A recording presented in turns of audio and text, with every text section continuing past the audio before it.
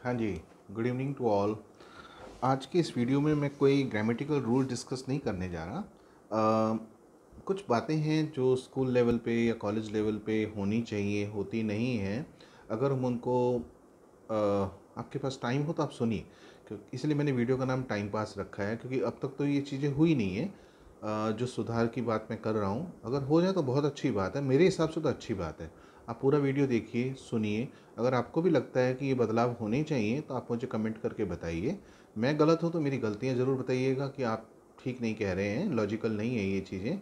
और अगर वो ठीक लगे तो आप अप्रिशिएट कीजिए, बताइए, ताकि ये चीज़ें धीरे धीरे फैलें और हो सकता है गवर्नमेंट इनके बारे में सोचे। तो सबसे पहले हम बात करते हैं एग्जामिनेशन सिस्टम या एवेल्यूशन सिस्टम के बारे में। चाहे स्कूल के एग्ज़ाम हो, हाफ ईयरली हो या बोर्ड के एग्ज़ाम हो, एक चीज़ जो देखने में आती है वो ये मार्क्स को लेकर। अब इसके ऊपर मैं डिस्कस करूं या आपसे आपको इसके बारे में बताऊं, तो मैं एक छोटा सा एग्जांपल पहले लेना चाहता हूं। मान लीजिए एक 9th का बच्चा है जिसके माँ बाप दोनों इंग्लिश के टीचर हैं, गवर्नमेंट में या प्राइवेट में है, पर है इंग्लिश के टीचर। और एक संडे को वो फ्री हैं तो बोलते हैं, बेटा आज थोड़ा सा देखते हैं कि तुम्हारे स्कूल में कैसी पढ़ाई चल रही है। तो एक काम करो, ये क्वेश्चन लिख लो, ये लेटर राइटिंग के ऊपर है और 6 मार्क्स का क्वेश्चन है, इसको सोल्व करके दिखाओ। और जैसे ही वो बच्चा उसको सोल्व कर लेता है तो उसकी एक फ़ोटोकॉपी कर लेते हैं और दोनों अलग अलग रूम में जाके उसको चेक करते हैं। और रूब्रिक्स ऑलरेडी डिसाइडेड होते हैं। उसका मतलब आपको पता होगा कि 1 नंबर जो है ग्रामर के लिए, 2 नंबर इस कंटेंट के लिए, एक्सप्रेशन के लिए, ये सब डिस्ट्रीब्यूशन होता है, उसको रूब्रिक्स बोलते हैं। अब जब दोनों पेपर उसका जो चेक कर लेंगे, 6 नंबर का जो लेटर उस बच्चे ने लिखा है, तो आपको क्या लगता है कि दोनों जो मार्क्स अवार्ड कर रहे हैं वो सेम होंगे? दोनों एक ही सब्जेक्ट के टीचर हैं, उस क्लास को पढ़ाते हैं, एक्सपीरियंस भी है उनको। फिर भी ज़रूरी नहीं है कि अगर 4.5 मम्मी ने दिए हैं तो 4.5 ही पापा ने दिए होंगे। पक्की बात है, मतलब रेयर चांसेस हैं कि वो सेम हो जाएं, आमतौर पे सेम नहीं होते हैं। तो एक छोटा सा एग्जांपल मैंने एक क्वेश्चन का लिया। अब हर पेपर के अंदर लगभग 10 12 13 क्वेश्चन होते ही होते हैं। अगर एक क्वेश्चन के अंदर इतना फ़र्क पड़ सकता है, 1 नंबर का, आधे नंबर का, 1.5 नंबर का, तो 10 12 के हिसाब से आप लगाइए कि उस बच्चे के टोटलिंग में कितना फ़र्क आ जाएगा। मान लीजिए पापा ने उसको थोड़े ज़्यादा नंबर दिए हैं टोटल में, अगर उसके 2 3 क्वेश्चन और होते तो, और मम्मी ने कम दिए हैं, तो अब मान लीजिए कि हर वो टीचर जो पापा की सोच रखता है तो उस बच्चे को नंबर ज़्यादा मिलने वाले हैं और मम्मी की सोच वाले को कम मिलने वाले हैं। ये एक एग्जांपल मैंने लिया कि ये जस्टिफाइड सिस्टम है ही नहीं। पेपर अगर मेरे पास आ गया तो मैं कुछ और नंबर देने वाला हूँ, वही पेपर किसी दूसरे के पास चला गया, शर्मा जी के पास, चोपड़ा जी के पास, यादव जी के पास, तो कुछ और नंबर मिलने वाले हैं। तो इसका मतलब कहीं ना कहीं हमारे बच्चों के साथ इनजस्टिस होने वाला है, हो रहा है, होता है। मैं किसी पे उंगली नहीं उठा रहा हूँ। अपनी तरफ से मैं कई बार एविलेशन टीम का मेंबर रह चुका हूँ। हमारे यहाँ पर जो भी है अपनी तरफ से बेस्ट करने की कोशिश करते हैं, पर हो नहीं पाता। कहीं ना कहीं उस सिस्टम के अंदर कोई ना कोई कमी है, तो फिर करें क्या? तो मैंने इसके ऊपर काफ़ी सोचा और कई बार रिकमेंड भी किया है सीबीएसई को कि होना तो ये चाहिए कि पेपर, हर सब्जेक्ट के जो फाइनल पेपर हैं, स्पेशली बोर्ड के पेपर, वो 2 तरह के होने चाहिए। पहला होना चाहिए जो बुक्स के ऊपर होता है, कंटेंट बेस्ड होता है, सब्जेक्टिव टाइप होता है, वो रिटर्न पेपर हो, पर वो परसेंटेज के लिए ना हो, उसको उसके लिए काउंट ना किया जाए, वो सिर्फ क्वालिफाइंग इन नेचर हो। मान लीजिए कि मैं इंग्लिश के 12th की इंग्लिश की बात करूं, तो उसका एक पेपर 50 मार्क्स का या 100 मार्क्स का जो भी लेना है लीजिए, कोई दिक्कत नहीं है, पर उसका परसेंटेज से कोई लेना देना नहीं है। कॉलेज में एडमिशन लेने के लिए उस परसेंटेज को ना देखा जाए जो उसको उस रिटर्न एग्ज़ाम में मिली है, पर इसी के साथ एक पेपर और लिया जाए। 2 पेपर होने चाहिए। एक पेपर जो सब्जेक्टिव टाइप हो पूरा का पूरा, वो सिर्फ क्वालिफाइंग इन नेचर हो, यानी कि बच्चे के 33% आए हैं तब भी ठीक है, 98 आए हैं तब भी ठीक है, क्योंकि ये जस्टिफाइड सिस्टम नहीं है। कमी है इस सिस्टम के अंदर।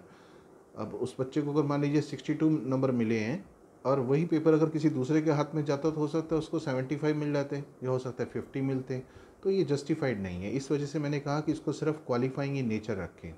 रिटर्न एग्ज़ाम हो उस सब्जेक्ट का जिससे कि बच्चे पढ़े भी, ये ज़रूरी भी है, जिससे बच्चों की वोकैब ठीक हो, राइटिंग, जो उनका राइटिंग का जो तरीका है वो सीखें, कैसे लिखते हैं, स्पेलिंग सीखें और प्रेजेंटेशन सीखें, कंसाइज करके कैसे लिखना है, वो सब चीज़ें सीखें। होना चाहिए पर क्वालिफाइंग होना चाहिए। परसेंटेज के लिए कि कॉलेज में उनको जब जाना है और हम बच्चे क्लेम करते हैं कि मेरे इतने परसेंट आए हैं, इतने आए हैं, या ग्रेडिंग सिस्टम के लिए एमसीक्यू टाइप एक पेपर और होना चाहिए उसी हर सब्जेक्ट का। अब उससे क्या होगा कि मान लीजिए 50 मार्क्स का एमसीक्यू टाइप क्वेश्चन है, क्वेश्चन नंबर 1 अगर उसमें ABCD ऑप्शन है, अगर मान लीजिए क्वेश्चन 1 का आंसर सी है और बच्चे ने अगर सी टिक किया है तो उसको 1 नंबर ज़रूर मिलेगा, और उसके अलावा कोई किया तो उसका गया वो। तो जब हम पूरा पेपर इस तरह से करेंगे, इसमें क्या होगा, चेकिंग में कोई दिक्कत नहीं आएगी।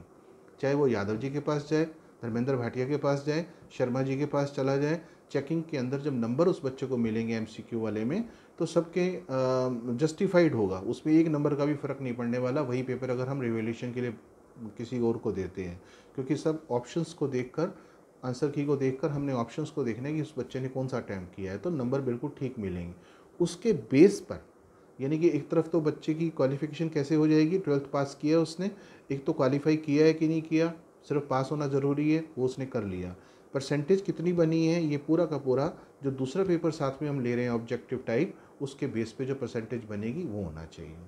वैसे भी अगर हम इसको दूसरे पहलू से देखें, दूसरे नज़रिए से देखें, क्या बहुत फ़र्क है अगर एक बच्चे के 97 आए हैं और एक के 96.5 आए हैं और कट ऑफ कॉलेज में 97 चली गई है, तो क्या 96.5 वाला बच्चा बहुत पीछे है उससे? बहुत माइनर सा फ़र्क है। पर सचमुच में देखा जाए तो बच्चे का नुकसान हो जाता है अगर उसका 96.5 था, क्योंकि वो अप्लाई ही नहीं कर पा रहा उस कोर्स के लिए, 97 वहाँ पर कट ऑफ रखी गई है।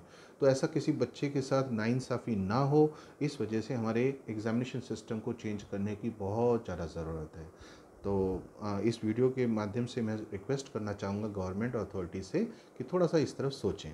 दूसरी जो चीज़ है टाइम पास वीडियो के अंतर्गत जो लेना चाहता हूँ, वो है चेंजेस इन चैप्टर्स। बहुत बार ऐसा देखा जाता है कि कुछ चैप्टर्स ऐसे डाले गए हैं जिनका कोई मुसिर नहीं है। मैं कई बार, क्योंकि मैं सभी तरह की बुक्स देखता रहता हूँ, हमारे बच्चों को क्या सिखाया जा रहा है, कैसे है, तो मुझे बड़ा दुख सा होता है कि कुछ चैप्टर्स ऐसे हैं जिसका कोई मतलब ही नहीं है वो बच्चों को करवाने के लिए। Summer of white beautiful horse, ये 11th की बुक में पहला चैप्टर है। इस चैप्टर के अंदर दिखाया गया है कि 2 बच्चे हैं और दोनों बहुत गरीब परिवार के हैं और हॉर्स राइडिंग उनका शौक़ है, क्रेज़ी है। पर क्योंकि गरीब हैं, रिसोर्सेज नहीं हैं, तो एक उसमें से कहीं से समहाउ चुरा लेता है एक घोड़ा और दूसरे के पास लेके आता है। कुछ दिन दोनों एंजॉय करते हैं और फिर बाद में 5-6 महीने के बाद घोड़े को वापस उसके मालिक के यहाँ छोड़ देते हैं। पर अब सवाल ये है कि बच्चों को हम क्या मैसेज दे रहे हैं? 11th के बच्चे को ये स्टोरी समझा के क्या मैसेज दे रहे हैं कि अगर आप गरीब हैं, आपके पास रिसोर्सेज नहीं है, तो आप चोरी करके भी अपने शौक़ पूरे कर सकते हैं, और जब शौक़ पूरे हो जाए, मन बहल जाए कुछ दिन, तो उस चीज़ को रिटर्न कर दीजिए, आप बिल्कुल ठीक रहेंगे, कोई दिक्कत नहीं है, you will come out clean colours. क्या मैसेज दे रहे हैं? तो मुझे नहीं लगता कि इस तरह की स्टोरीज़, ना तो जिसमें कोई एंटरटेनमेंट है, ना उसके अंदर कोई जनरल अवेयरनेस बढ़ रही है, ना कोई मोरालिटी है, ना एथिक्स है, कोई चीज़ तो नहीं सीख रहा बच्चा। तो ऐसे चैप्टर्स की हमें कोई ज़रूरत नहीं है। कुछ बहुत अच्छे चैप्टर्स भी हैं ऑलरेडी बुक्स के अंदर, वो ठीक है, पर जो चैप्टर्स अनवांटेड हैं, जिनका कोई पर्पज़ नहीं है, उनको निकाल दिया जाना चाहिए।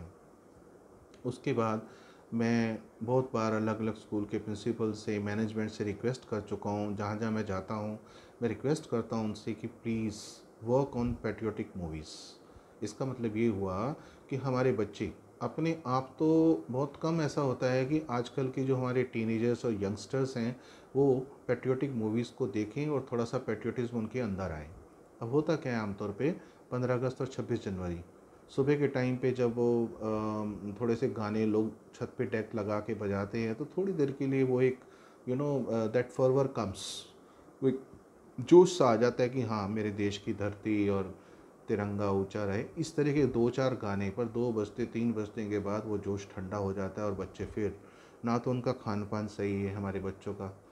हम जब छोटे होते थे तो प्रॉपर रोटी सब्जी खाते थे, बेशक हमारे पास रिसोर्सेज नहीं थे, पर ऐसी चीज़ें खाते थे जिससे हमारी फिज़िकल और मेंटल पावर बनी रहती थी।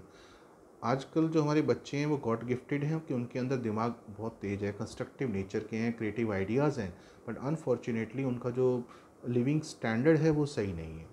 ना उनके अंदर फिज़िकल स्टेमिना उतना स्ट्रॉन्ग है।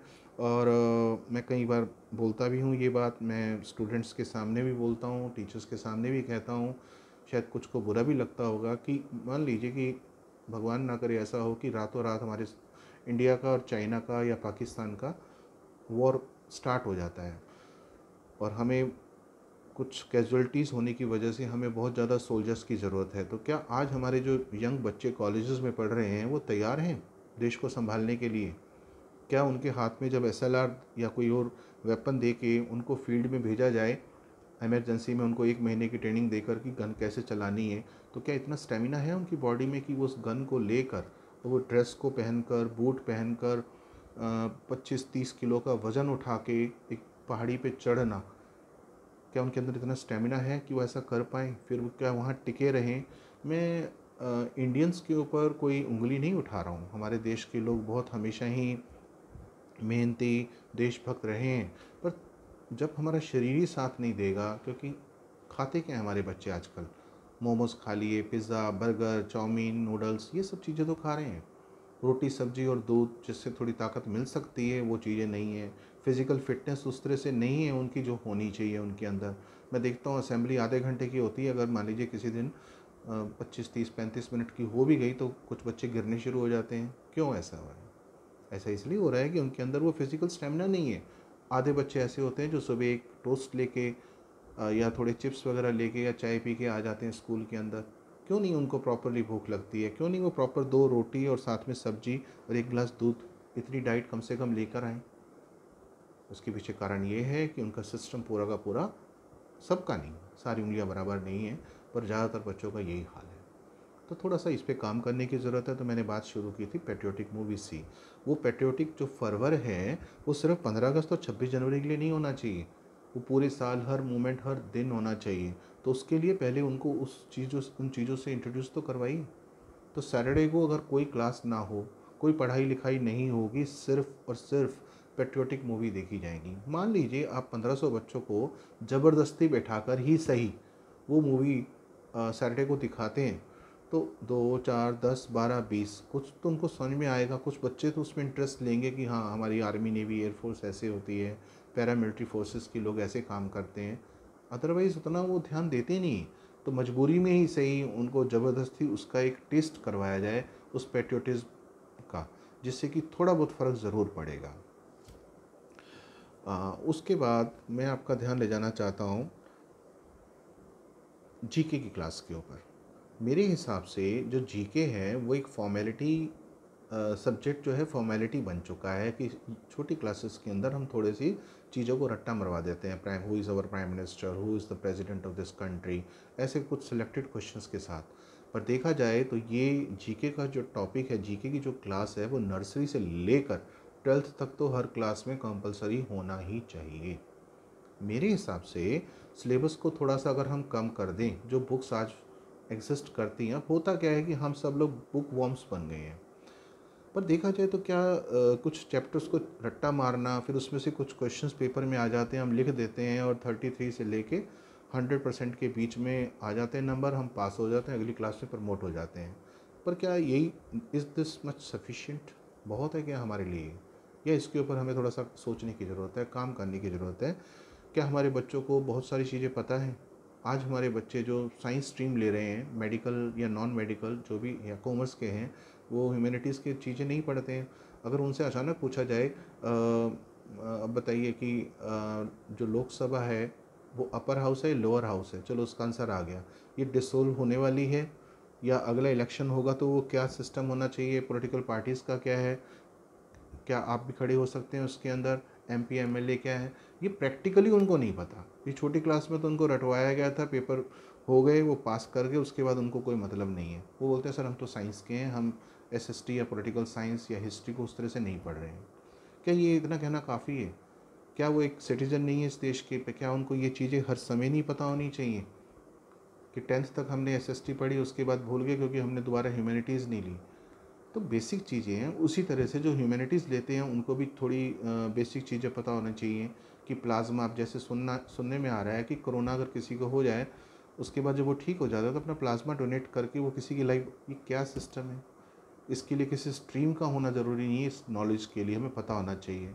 अब चाइना और इंडिया में थोड़ी सी आपस में झड़प हो गई है, तो क्या हमारे सारे बच्चों को पता है ये वाली बात जो सीनियर क्लासेस के अंदर है कि अब क्या किया जाना चाहिए, ये क्यों प्रॉब्लम आ रही है, ये जो वैली है जहाँ पर ये प्रॉब्लम हुई है वो क्यों ऐसा होता है, हमारी कौन सी नेबरिंग कंट्रीज़ हैं, उनके साथ हमारे रिलेशन कैसे हैं, कैसे हम अपने एक दूसरे से बंधे हुए हैं, ट्रेड जो होता है आपस में, या मनी एक्सचेंज होता है, जो भी इस तरह की बहुत सारे इश्यूज़ हैं।